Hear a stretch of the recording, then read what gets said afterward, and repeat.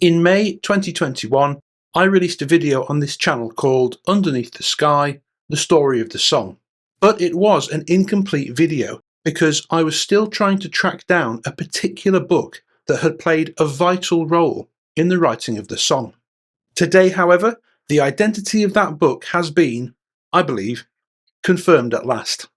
So today, please join me now in July 2025 and me over 4 years ago in May 2021 to uncover an Oasis songwriting mystery that has, at long last, been solved.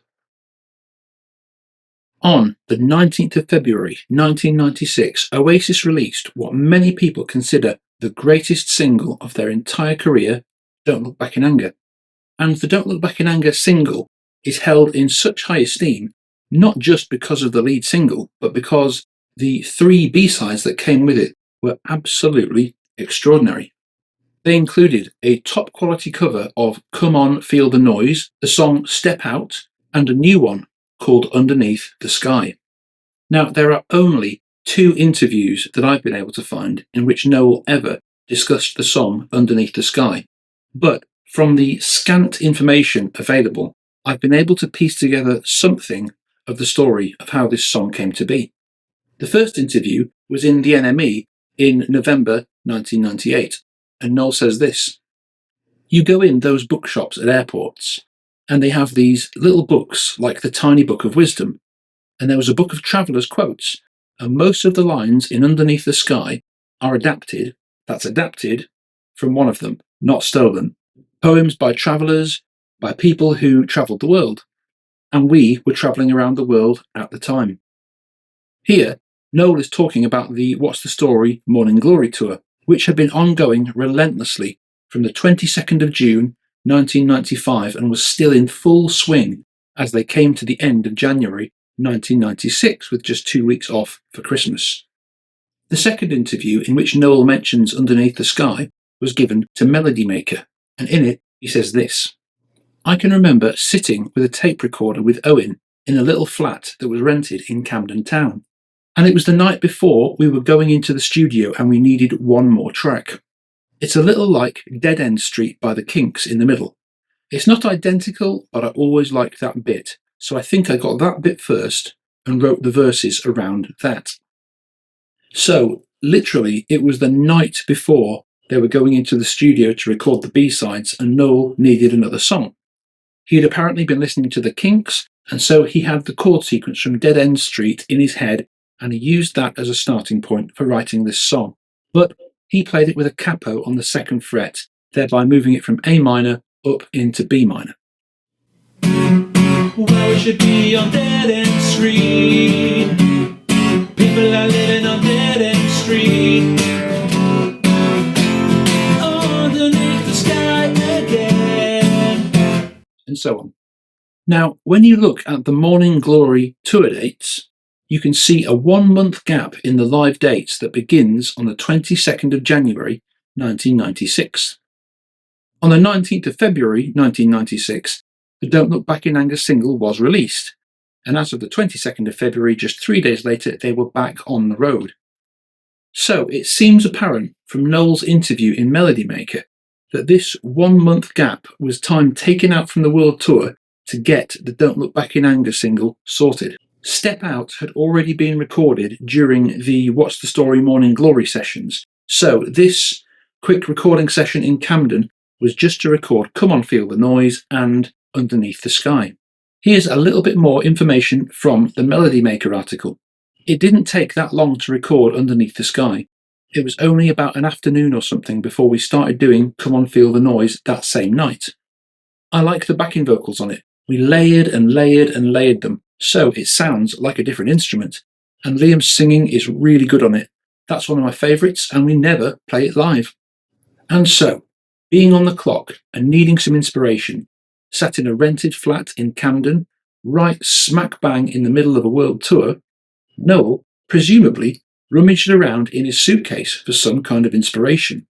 And he came up with this little book he picked up somewhere out there on planet Earth, who knows where, and began looking through it and finding ideas. But still, the biggest question remains: What was the book? I've done quite a lot of hunting and I haven't been able to track down anything. I don't think The Little Book of Wisdom by the Dalai Lama was released in 95. And Noel didn't specifically say that one anyway. He said little books like The Tiny Book of Wisdom.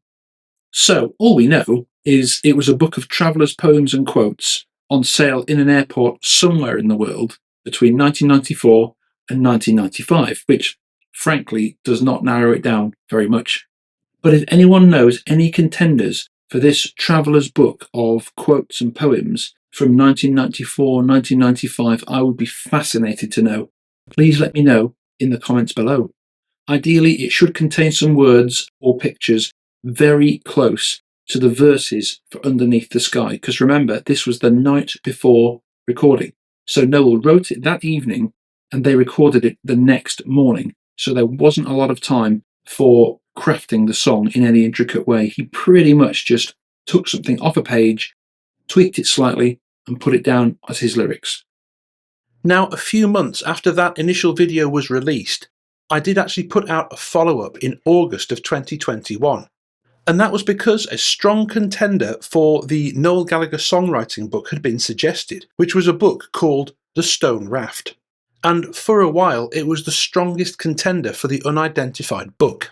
But to be honest, there was always a little bit of room for doubt, because that book was not, as Noel Gallagher had said, a small pocketbook of travellers' quotes. Now, I'm not active on Twitter or any social media really anymore. But last year, before I kind of stopped doing any social media stuff, I got a message on Twitter from David Francis saying he had found the book. He pointed out 3 pages in the book that looked like they might have inspired the lyrics to Underneath the Sky. So I ordered a copy. Here it is. It's called The Quotable Traveller, and in this tiny little book, I believe the search has finally come to an end. So thank you, David. As I leafed through the book, I found I agreed with David. The 3rd picture he had shared definitely was connected to the song. And I also found all the other missing ones. There's only actually a few lines of lyrics to the song anyway, so let's have a quick look at them and I'll show you where they came from in the book. The opening line to Underneath the Sky is, "Underneath the sky of red is a storyteller sleeping alone." So, of course, the first thing I did was to leaf through the book to see if there was a picture of a faceless man sleeping alone under a red sky. And towards the end of the book I found this. A picture of a man in the back of a pickup truck underneath a kind of red sky.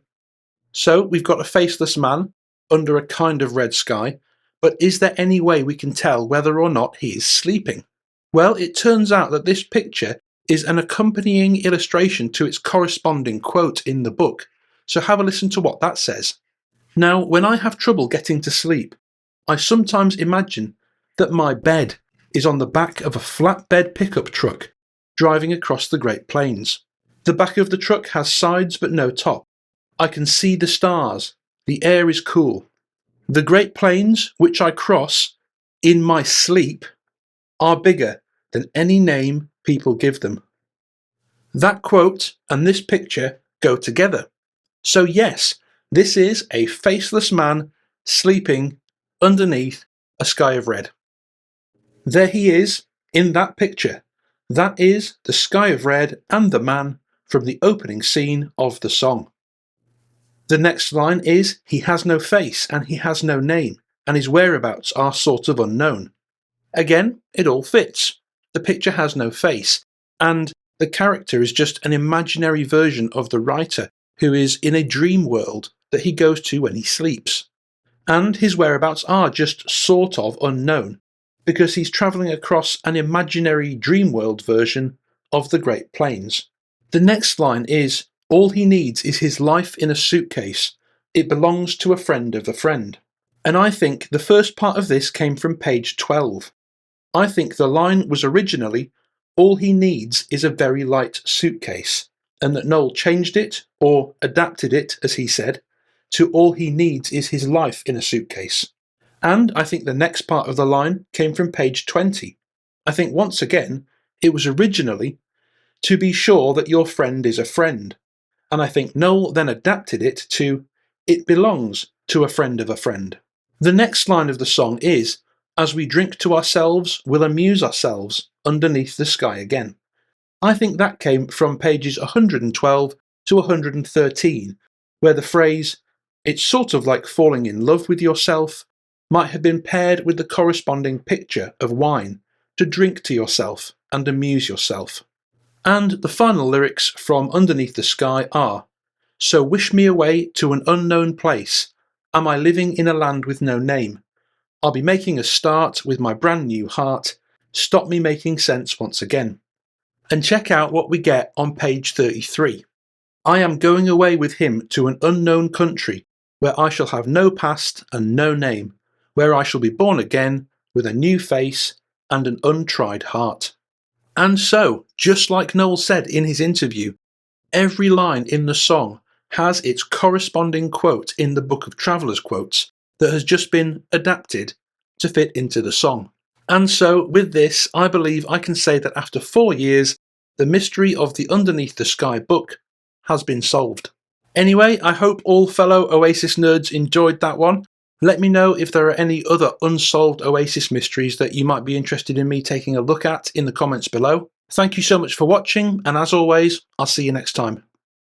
The original video on Underneath the Sky and the original video on the Stone Raft are actually no longer available on my main channel now that the mystery has been solved, but if you're interested in seeing them for history's sake, they are now available exclusively on my Patreon under the Only on Patreon tab. A massive thank you, as always, to my supporters on Patreon, and if you would be interested in signing up to get access to exclusive content, the link is in the description, and hopefully I'll see you inside.